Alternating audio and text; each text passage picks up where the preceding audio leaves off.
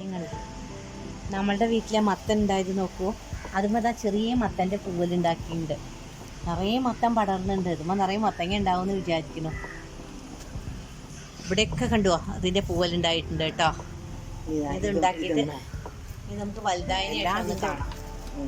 ഇതിൻ്റെ ഇല ഞാൻ തോര ഉണ്ടാക്കാൻ വേണ്ടി പൊട്ടിച്ചു കേട്ടോ. കണ്ടോ ഇതിൻ്റെ ഇല കൊണ്ട് നമുക്കൊരു തോര ഉണ്ടാക്കാം കേട്ടോ. നമ്മുടെ അമ്മമാരൊക്കെ പണ്ടത്തെ രീതിയിൽ മത്തൻ്റെ ഇലയൊക്കെ തോരണ്ടാക്കിയിരുന്നില്ലേ, ആ രീതിയിൽ നമുക്ക് ഉണ്ടാക്കാം കേട്ടോ. നന്നായി കഴുകി അരിഞ്ഞു വെച്ച മത്തൻ്റെ ഇലയാണ്. സവാള, ചെറിയ ഉള്ളി ഇട്ടാലും കുഴപ്പമില്ല, വെളുത്തുള്ളി, പിന്നെ തേങ്ങ, പിന്നെ ഉണക്കമുളക്, പിന്നെ വേണ്ട ഇൻഗ്രീഡിയൻസ് ഒക്കെ ഞാൻ പറഞ്ഞുതരാം. നമുക്ക് വെളിച്ചെണ്ണ ഒഴിച്ചു കൊടുക്കാം കേട്ടോ. ഗ്യാസ് കത്തിച്ച് ഞാൻ ചീനച്ചട്ടി മുമ്പ് തന്നെ ചൂടാക്കി വെച്ചു. അപ്പോൾ നമ്മളുടെ വെളിച്ചെണ്ണ ഒന്നങ്ങോട്ട് ചൂടാവട്ടെ കേട്ടോ. ചൂടായിട്ടില്ലെങ്കിൽ കടുക് പൊട്ടില്ല. അപ്പോൾ നമ്മുടെ വെളിച്ചെണ്ണ ചൂടായി, അതിലേക്ക് നമുക്ക് കടുക് ഇട്ട് കൊടുക്കാം. 4 മണി ജീരകം ഇട്ട് കൊടുക്കാം കേട്ടോ.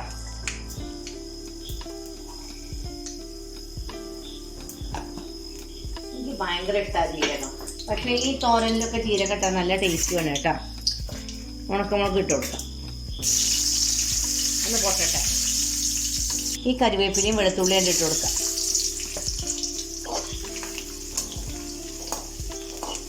ഇതൊന്ന് നന്നായിട്ട് മൂക്കട്ടെ കേട്ടോ. അപ്പോൾ നമ്മുടെ വെളുത്തുള്ളിയൊക്കെ നന്നായി മൂത്തു. ഇതിലേക്ക് നമുക്ക് സവാള ഇട്ട് കൊടുക്കാം. ഉള്ളി മൂത്തിട്ട് നമുക്ക് മഞ്ഞൾപ്പൊടിയും മുളക് പൊടി ഇട്ടാൽ മതി കേട്ടോ. അല്ലെങ്കിൽ നമ്മുടെ മുളക് പൊടി കരിഞ്ഞ ഉണ്ടാക്കിയതിന് അത്രയും കണ്ട് പോയി കിട്ടും.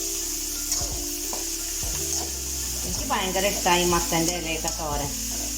ഞാനൊരു മത്തൻ ഇലക്കറി കർക്കിടക മാസത്തിലാണ് തോന്നുന്നു ഇങ്ങനെ ഇട്ടായിരുന്നു കേട്ടോ. അപ്പോൾ അത് എല്ലാവർക്കും നന്നായിട്ട് ഇഷ്ടപ്പെട്ടു. അത് ഇപ്പോഴും നന്നായിട്ട് മൂവ് ചെയ്യുന്നുണ്ട്. മഞ്ഞൾപ്പൊടി, മുളക് പൊടി, ഇനി കുറച്ച് ഉപ്പും കൂടി നമുക്ക് കണ്ടിട്ട് കൊടുക്കാം കേട്ടോ. ഒന്നങ്ങോട്ട് ചൂടായി കഴിഞ്ഞാൽ അതിലേക്ക് വേണ്ട ഉപ്പിട്ട് കൊടുക്കാം. ഇത്ര ഉപ്പ് മതി. ഇലക്കറിയിൽ പെട്ടെന്ന് ഉപ്പ് കൂടും. വളരെ സിമ്പിൾ തോരനാണിത്. ഇതിലേക്ക് നമുക്ക് ഈ മത്തൻ്റെ ഇല ഇട്ട് കൊടുക്കാം. വെള്ളത്തിൻ്റെ അംശമുണ്ട്, അപ്പോൾ പിന്നെ നമ്മൾ വെള്ളമൊന്നും ഒഴിക്കണ്ട കേട്ടോ. ഒന്നാണ്ട് ഇളക്കി കൊടുക്കാം.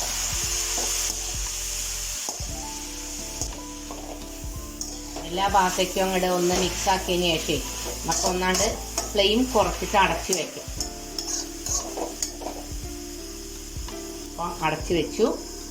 ഇനി ഒന്ന് കുറച്ച് കഴിയട്ടെ. അപ്പോൾ നമുക്കിത് നോക്കാം. നമ്മുടെ വെള്ളമൊക്കെ നന്നായിട്ട് വറ്റിയിരിക്കണം കേട്ടോ. നല്ല ഡ്രൈ ആയിരിക്കണം. കണ്ടോ?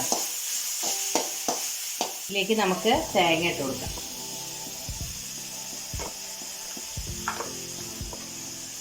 ഇത്ര തേങ്ങ മതി. ഇനി നമുക്കിതൊന്നാണ്ട് ചെറുതായിട്ടൊന്ന് മിക്സാക്കി കൊടുക്കാം. അപ്പം നമ്മുടെ പണ്ടത്തെ നാടൻ രീതിയിലുള്ള മത്തനില തോരനായി. ഇതിൽ വേണമെങ്കിൽ നമുക്ക് കുറച്ച് തൂരപ്പരിപ്പ്, ഉഴുന്ന പരിപ്പ് ഒക്കെ വറുത്തിടാനൊക്കെ എടുക്കാട്ടോ. പക്ഷെ ഞാൻ പണ്ടത്തെ സ്റ്റൈലിലൊന്ന് ഉണ്ടാക്കി നോക്കിയതാണ്. പച്ചമുളകൊന്നും ഇടാതെ മുളക് പൊടി, മഞ്ഞൾപ്പൊടിയൊക്കെ ഇട്ടിട്ട്. എൻ്റെ അമ്മ അങ്ങനെയാണ് ഇത് ഉണ്ടാക്കുക. അതുകൊണ്ട് ഞാൻ ആ രീതിയിലൊന്ന് ഉണ്ടാക്കി നോക്കിയതാണ് കേട്ടോ.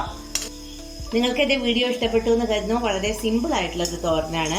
ഇനി നമുക്ക് പുതിയ വീഡിയോ ആയിട്ട് എത്രയും പെട്ടെന്ന് കാണാം. അതിനെ എന്നെയും നിങ്ങളെയും ദൈവം അനുഗ്രഹിക്കട്ടെ. ശുഭദിനാശംസ.